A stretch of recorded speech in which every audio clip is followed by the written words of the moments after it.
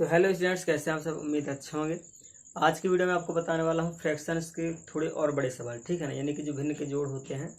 तो अभी आज के वीडियो में फिलहाल मैं भिन्न के जोड़ ही बताऊंगा, ठीक है।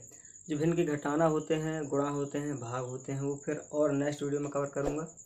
तो जल्दी चैनल को सब्सक्राइब करके बेल आइकन को प्रेस कर लेना यदि चैनल पर आप लोग नए हैं तो, ठीक है। तो चलिए फिर स्टार्ट करते हैं। सवाल लिखता हूँ, जैसे कि 2/3 है और 3/4 है, ठीक है। ये छोटा सवाल है और मैंने ऐसे सवाल आपको 2 सवाल बताए हैं पिछली वीडियो में। एक सवाल और बता देता हूँ आपके लिए, ठीक है। जैसे कि हम क्या करते हैं, डायरेक्ट सबसे छोटे सवाल, तो पहला एग्जांपल, तो इस सवाल को हमें लगाना है, सॉल्व करना है, ठीक है। और ये भिन्न का जोड़, तो हम क्या करेंगे, सबसे पहले जो नीचे वाली संख्या होती है, जैसे 2 पद होते हैं, ठीक है, तो इसको 2 तरीके से हल कर सकते हैं। पहला तो हम इनका डायरेक्ट गुणा कर लेंगे, इसका इसमें, तो कितना आ जाएगा, 4 3 12 आ जाएगा। फिर इसका इसमें करना है, सबसे पहले इसका इसमें, ठीक है, इसमें सबसे पहले किया जाता है इसका, तिरक गुणा कहलाता है। तो 4 दूनी 8 हो जाएगा, प्लस 3 3 9 हो जाएगा, ठीक है। अब इन दोनों को जोड़ देंगे तो कितना हो जाएगा, 8 9 8 17 और 12, ये हो जाएगा। ये हमारा आंसर हो गया, ठीक है। पहला मेथड हो गया, पहली विधि। और दूसरी विधि हम क्या करते हैं कि इन दोनों का एलसीएम लेते हैं। तो इन दोनों का एलसीएम नहीं लेंगे अभी। क्यों नहीं लेंगे? क्योंकि यहाँ पर जब दोनों हर अलग अलग हों, क्या हो, जब दोनों पदों में हर अलग अलग हों और छोटे संख्या हो, 1 अंक के हों, ठीक है ना, अलग हों और 1 अंक के हों, तो उनका डायरेक्ट गुणा ही करते हैं। इसीलिए मैंने ये आपको विधि बताई है। जैसे कि यहाँ पर हर छोटे हैं, बिल्कुल छोटे हैं, 1 अंक के हैं, ठीक है ना, और लेकिन अलग अलग हैं। जब हर अलग अलग हों और 1 अंक के हों तो डायरेक्ट गुणा कर देते हैं, जैसे अभी मैंने यहाँ पर किया है। लेकिन अगर से इसी तरह संख्या लिखी हो और यहाँ पर मैं कहता हूँ कि दूसरा एग्जांपल है 3/2 प्लस 5/2, ठीक है ना, ये इस तरह से संख्या हो, तो यहाँ पर भी देखिए जो नीचे वाले हर हैं ये 1 अंक के हैं। किसके हैं? 1 अंक के हैं, और लेकिन ये दोनों अब समान है। क्या है? समान है। तब फिर ऐसी कंडीशन में आप लोग क्या करेंगे, उसके लिए हम इन दोनों का गुणा भी नहीं करेंगे। देखिए जब अलग अलग थे तो गुणा कर दिया था, लेकिन यहाँ पर हमें गुणा भी नहीं करना है। क्या करना है? सिंपल, दोनों हैं तो 2 में से कोई एक लिख देना है, कॉमन कर, हम इसे कॉमन भी कह सकते हैं, फिर 2 में से एक लिख देना है, ठीक है। और यहाँ पर 3 और प्लस 5, इन दोनों को जोड़ देना है, डायरेक्ट 3 और 5 को जोड़ देना है। तो कितना आ जाएगा हमारा, 5 3 8/2, ये हमारा आंसर होगा, ठीक है।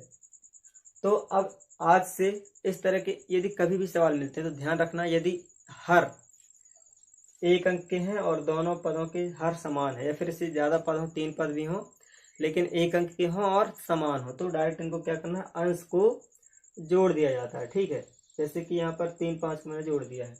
यहाँ पर देखिए अगर से ये यहाँ भी 3 होता और यहाँ 3 है, यहाँ भी 3 होता, तो हम दोनों को जोड़ देते नीचे कॉमन करके, लेकिन अलग अलग हैं और 1 अंक के हैं।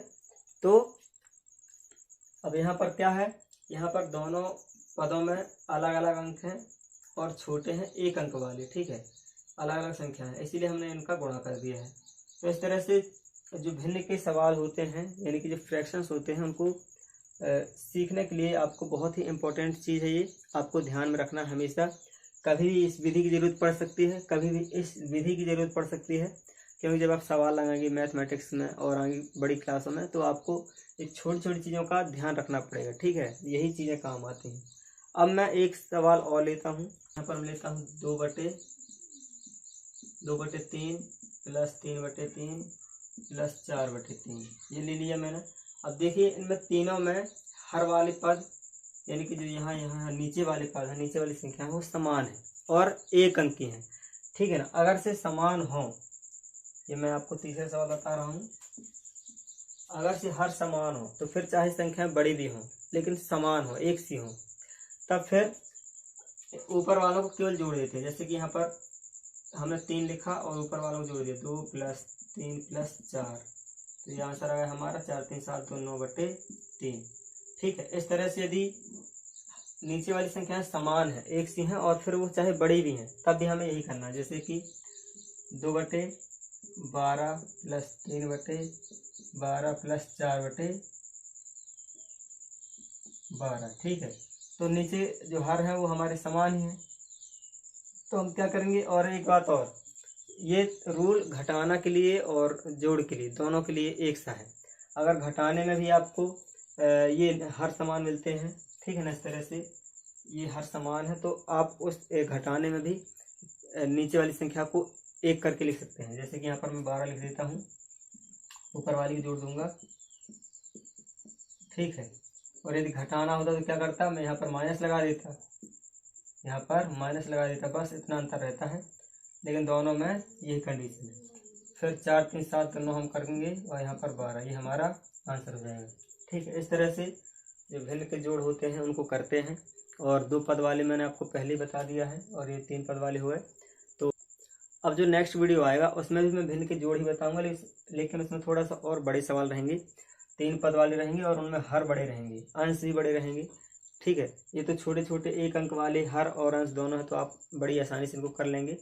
लेकिन जब संख्या थोड़ी बड़ी रहती है तब उनमें थोड़ा सा मिस्टेक हो जाती है, इसलिए मैं नेक्स्ट वीडियो में आपको वही चीज़ बताऊंगा, थोड़े से बड़े सवाल लेकर के, बड़े एग्जाम्पल लेकर के, ठीक है। तो मिलते हैं नेक्स्ट वीडियो में।